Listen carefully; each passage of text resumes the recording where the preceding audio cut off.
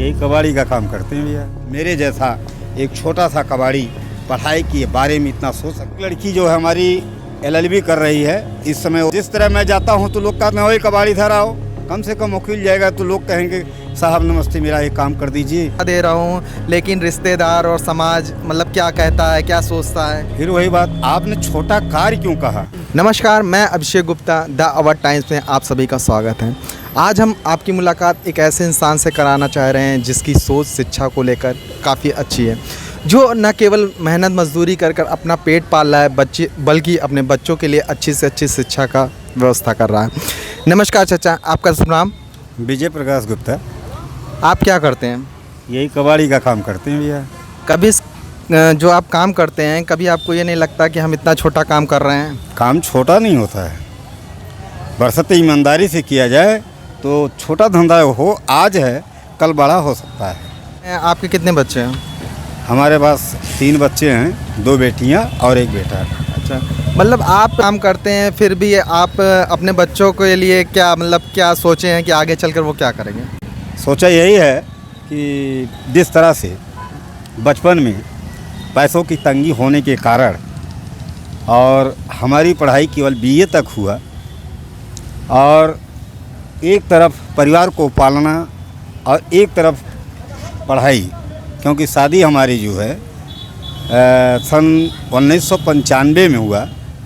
जब हमारी शादी हुई उस समय हम BA फर्स्ट ईयर में थे, तो शादी एक अच्छे परिवार से हुआ, केवल इस बात से कि उस समय गुप्ता बिरादरी में पढ़े लिखे लोग कम होते थे और सन 1993 में कल्याण जी के ज़माने में लगभग 6% रिजल्ट आया था। उस समय मैं 203 नंबर लाया था, जो पूरे शाहगंज में पहला मैं था। दूसरा एक ग्यास सरवर खान जो 201, एक गुड़िया श्रीवास्तव जो 200 नंबर पाई थी, आज वह वकील है, और एक नेकपाल है। और हम कबाड़ी का काम करते हैं क्योंकि उनके पीछे बड़ों का सपोर्ट था और हमारे पास पैसा ना होने के कारण अभाव था।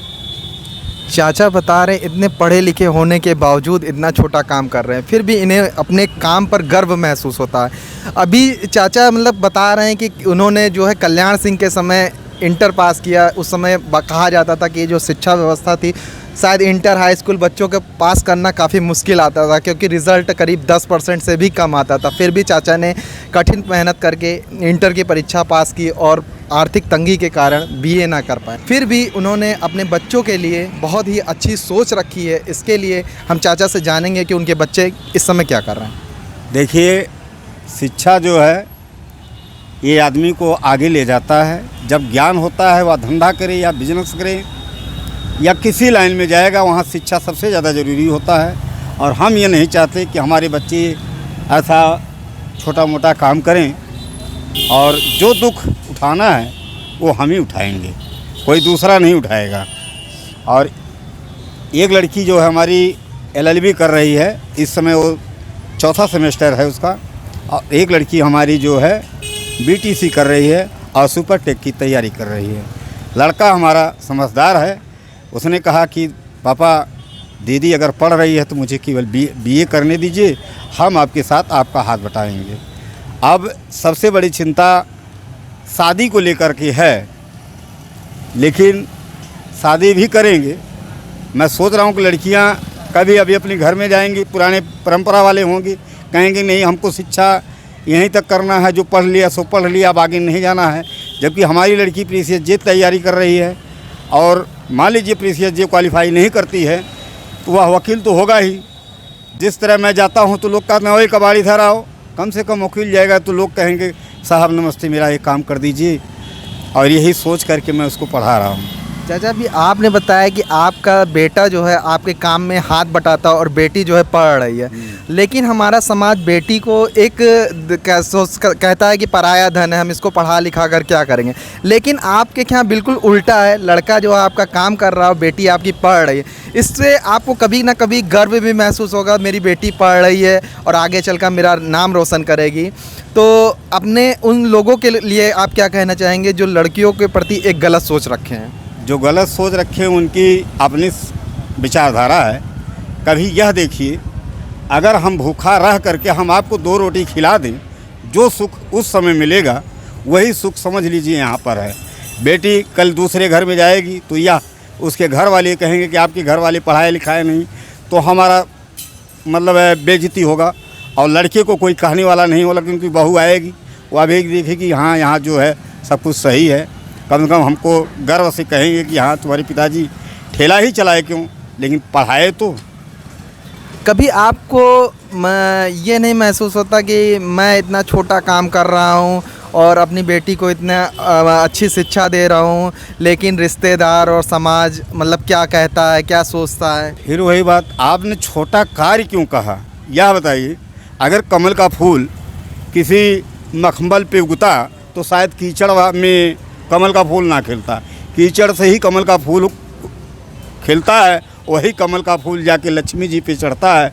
ये कबाड़ी का धंधा है। यहाँ 10 है, 100 है, 1000 है। कल हमको उम्मीद है आगे हम बढ़ेंगे। चलिए, आपकी ये सोच और आपका ये सपना पूरा हो, आपकी बेटी जल्दी अच्छी नौकरी पाए और आपका नाम रोशन करे, आप उन पे गर्व महसूस हो कि मेरी बेटी ने मेरा नाम रोशन किया है। आज के ज़माने में नौकरी पाना और बेरोज़गारी इस तरह से बढ़ गई है कि नौकरी न मिलने का उम्मीद सबको है, रोज़गार है ही नहीं। मैं सरकार से निवेदन करना चाहता हूं कि अगर रोज़गार अवसर प्रदान किया जाए, लोगों को अवसर दिया जाए और औद्योगिक कल कारखाने लगाया जाए, लोगों की जो ये छोटा धंधा आज दिख रहा है लोगों को, कल ज़्यादा से ज़्यादा लोग बेरोज़गार होंगे और यही धंधा करेंगे। अच्छा सच, ये कभी नहीं लगता कि अगर मान लीजिए मेरी बेटी कुछ ना कर पाई तो फिर क्या होगा? अब कुछ नहीं कर पाएगी।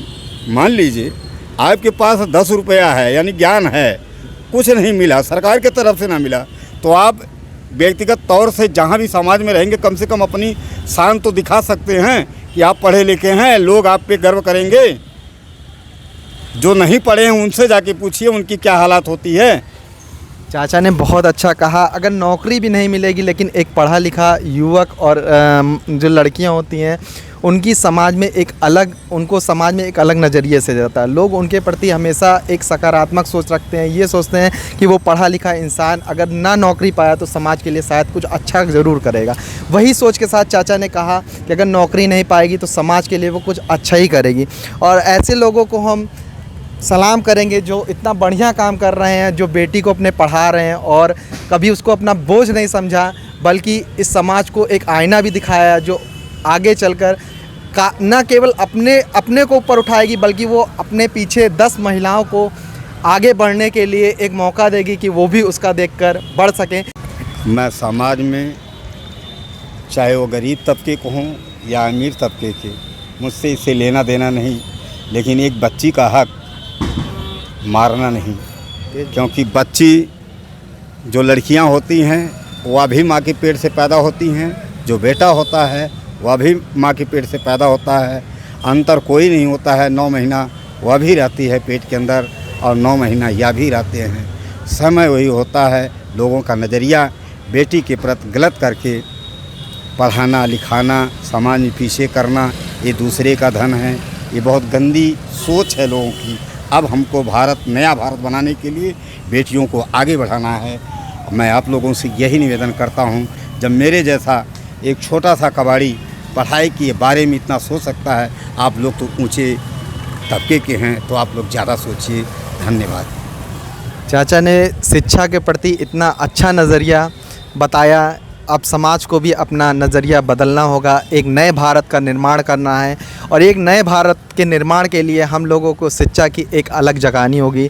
ना केवल बेटों को बल्कि बेटियों को भी आगे बढ़ने का अवसर देना होगा, और यह तभी संभव होगा जब हम अपनी सोच बदल सकेंगे। इसी के साथ मैं अलविदा कहता हूँ। मैं Abhishek Gupta, the our times के साथ। धन्यवाद।